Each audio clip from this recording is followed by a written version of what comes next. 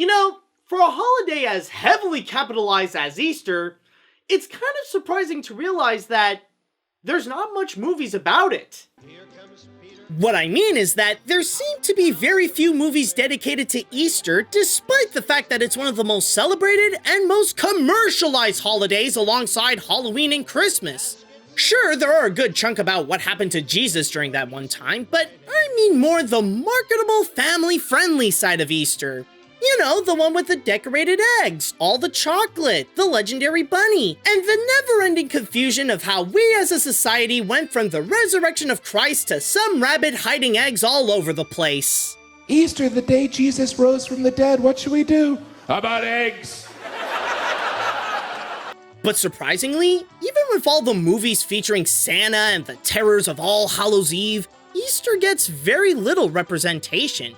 There are a handful of TV specials that do occur, but for the most part, the Easter Bunny only gets his time on the big screen when all the other holiday mascots have to come together, like in the Santa Claus sequels and Rise of the Guardians. Easter is new beginnings, new life. Easter's about hope. Maybe there is a reason as to why there's little Easter cinematic representation. Like, maybe it's just the timing of it all is not usually the strongest when it comes to box office revenue or something like that. You know, it's more of a financial reason than it is a creative reason. However, there was one movie that decided to go and take that risk. One movie that decided to take the Easter Bunny and put him in the mainstream in the hopes to turn Easter into a true cinematic event. And that was the simply titled Hop. Back in 2011, during the beginnings of Illumination Entertainment before they became the well-known animation titan, the studio created a live-action animation hybrid that tried to update and modernize the Easter lore. However, when it was time for the bunny to make his big screen presentation, the results were a bit like a rotten egg. Critics did not have a good time with this movie and gave it some negative reviews, and the film was mildly profitable at best at $184 million at the box office, making this, as of 2020, not only Illumination's only live-action animation hybrid, but also their least successful feature. Now, one thing that I would like to make something clear before we actually get into this is that I am actually someone who does like to watch the Illumination films. I mean, we can all agree they're not the best movies out there, but I find their films are actually both well-crafted and enjoyable that does contain a good blend of humor and heart. And I mean, I can't be the only one who thinks that way, considering that they did make many of the most successful animated features of the 2010 decade. You know the numbers don't lie here. So, with that said, I feel like it is going to be pretty interesting of me to go and finally check out one of their first movies, like back during the days when they were still experimenting and still trying to find an identity of their own.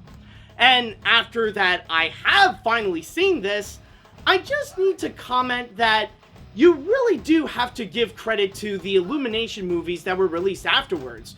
Because considering that they're much more different than Hop, well, they could have been so much worse! Let me start this off by saying that Hop is one of those live-action animation hybrids. You know the ones. The starring cartoon character meets up with this average Joe, and then they end up turning this into a buddy comedy where they bond together, help each other achieve their goals, and stop the bad guy. It follows the exact same cliched formula beat by beat without missing its mark. Considering that the director is the same guy that did the 2007 Alvin and the Chipmunks movie, I wouldn't be surprised if that was legitimately the goal. As you could tell, the biggest problem with the feature right off the bat is that the story is just terrible. Completely formulaic, unpleasantly predictable from top to bottom, and tries so hard to be like every other movie of its kind instead of having an identity of its own, resulting to feel easily forgettable and blends too well with the crowd of family-friendly features that not even its Easter theme can make it stand out. Even the message of the movie of being yourself is dreadfully dull that adds to the feature's predictability instead of giving it some substance. It didn't even bother to leave any surprises at the end either. I mean, how can anyone get an emotional reaction when Fred ends up becoming the first human Easter Bunny when the movie literally establishes that right at the beginning? Hi, I'm Fred O'Hare, the first human Easter Bunny. Sounds insane, you say? It'll make sense once you know how it all went down. On top of that, it focuses so much on copying a lot from these family hybrid movies, it forgot to give some of that focus onto the movie itself, and makes it feel like it's going all over the place, constantly flip-flopping on the characters' goals, like EB wanting to be a drummer, Fred looking for a new job, Fred failing to hide EB from the public, and EB hiding from the Pink Berets from bringing him back home. And then there's the humor of the film. While it's not terrible, and I will admit that there are a few times when it did deliver a clever joke or a good snarky remark, but for the most part, it's the same tiresome gags from these types of films that end up making the experience feel more uncomfortable, from slapstick to wacky coincidences to James Marsden's reactions to EB's shenanigans. The most positive that I could go in terms of the story would be that at least it didn't go towards the full bottom of the barrel. There have been worse, like the Smurfs that showered the whole feature with cringy product placements everywhere, but that doesn't change that what Hop did on its own is just awful. Well, can I at least touch it? Ow! There, you touched it. That was harsh.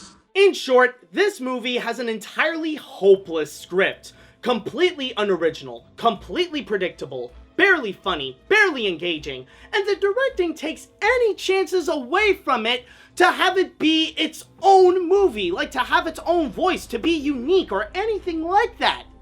But you know what is the worst of it? The worst thing the script has done to this movie is that the script took all the materials that it had and turned it into wasted potential.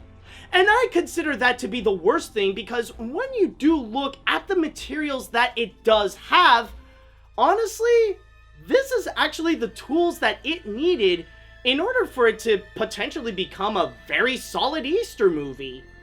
Say what you will about Illumination's films, but one strength they consistently have is that they always deliver well-crafted and often creative and immersive animation that help balance out some of its weak points. This is also the case with Hop, because as bad as the writing can be, the visuals are really nice.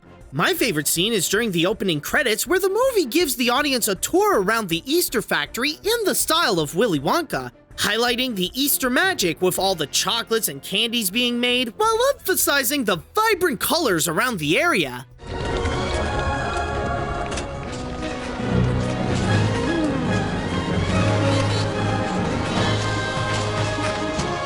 With that said, it goes without saying that the animation is great and surprisingly blends well with the live-action environment, where EB has no trouble fitting in and interacting with the real actors. While the character animation keeps itself tame to keep its movements more believable, there is still a lot of playfulness and expressiveness featured and makes the most out of characters like EB and Carlos to help gain some enjoyability, at least for the eyes. Even the designs are charmingly cute with a good mix of that classic Disney cartoon style and realism. Then again, it does help that the movie isn't taking classic cartoon characters and turned them into CGI monstrosities. Also, even if the story is a raging dumpster fire, the way it modernizes the Easter legend is an admirable trait. In a way, it's kind of similar to Arthur Christmas, where they take holiday icons and turn them into a family business and use the help of modern technology to make their craft while also retaining the traditions and meanings of the holiday. If it weren't for that embarrassing story, this movie would have been a lot stronger if it focused more on that aspect. Heck, it would have been good if the movie was more like an Easter version of Arthur Christmas, where it spends more time on the world they're in instead of EB giving James Marsden a hard time. No wonder he quit Hollywood to become a cop in the little town of Green Hills. At least no cartoon rodents would bother him there. Another thing I will give credit to is the acting. Well, at least a bit. In general, they're not great, but they do their job decently and make the most out of what the script demands them to do, even if it's not as much as they should, like Hank Azaria as Carlos. But one that surprisingly stands out from the rest is Russell Brand as EB. He would seem like the snarky jerk that just wants to be famous, but Brand's performance actually gives some charm to the character, making him likable and even have the viewers be emotionally invested to see his drumming dreams come true. Even the snarky side is actually well delivered to where most of the good jokes come from him. Oh, hello, who's this gorgeous devil? It's Eb, in here, please. Eb. It's EB. That's me. Oh, alright, well... In a way, some could say that Hop was a victim, per se, of the Hollywood system back when it was made. It did actually have all the right tools necessary in order to go and create a potentially great movie, a great holiday movie, a great Easter movie, all with the right concepts, the right actors, and the right artists and animators for the job. But the system required this movie to go and act the same way. It's a live-action animation hybrid, so it needs to be like all the other live-action animation hybrids. I wouldn't actually be surprised if the reason why Hop exists is because it wants to go and capitalize on the success of the Alvin and the Chipmunks movie.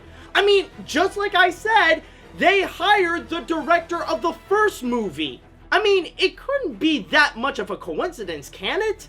But ultimately, even with all that said, what ended up happening with Hop is just, now it's only a product of its time. And that's the best way to describe this movie. Hop is just a product of its time. A movie from that small period between the late 2000s and early 2010s where Hollywood was mass-producing these live-action animation hybrid family films that virtually do the exact same thing and result in a set of unpleasantly weak features. Even if it's not based on a cartoon, it follows the exact same steps and suffer from many of the same problems. Granted, it's not the worst of these movies. It does have its share of well-earned merits like great animation that can blend well with the live action, good performances from the actors, and a fascinating concept of reinventing the mythology of Easter. But all that was wasted on a hopeless script and directing that made the feature become just another bland kids flick, resulting in one of Illumination Entertainment's weakest films. At the most, I can only recommend this as a kid distractor during Easter time. If you ever want to keep them occupied during those Easter parties or family gatherings, then this is harmless enough to have them quietly sit for 90 minutes. As for my rating, there is just enough to keep this away from calling it a bad film, so I'm giving this a 5 out of 10. It's a chocolate bunny with a great looking exterior, but disappointingly hollow on the inside. Considering that this movie didn't gather as much attention as something like Alvin and the Chipmunks or the Smurfs, maybe there actually is a reason why Easter isn't commonly found in movies as much as Christmas or Halloween. Now, this doesn't necessarily have to be because of Hop, or Hop influenced that whole thing for future Easter movies to come. It's nothing like that. It's more because of Easter itself. It's not a holiday that is associated with watching movies as a tradition. You don't see much people hyping themselves up for the big day by watching films that includes bunnies and eggs and all that kind of stuff.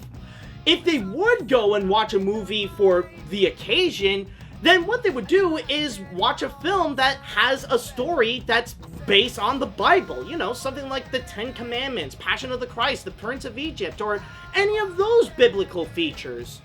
Now, the Easter Bunny may be a legend, but sadly, a movie star, he ain't. Guess you can't take away the spotlight from Jesus on every occasion. See you later, dudes.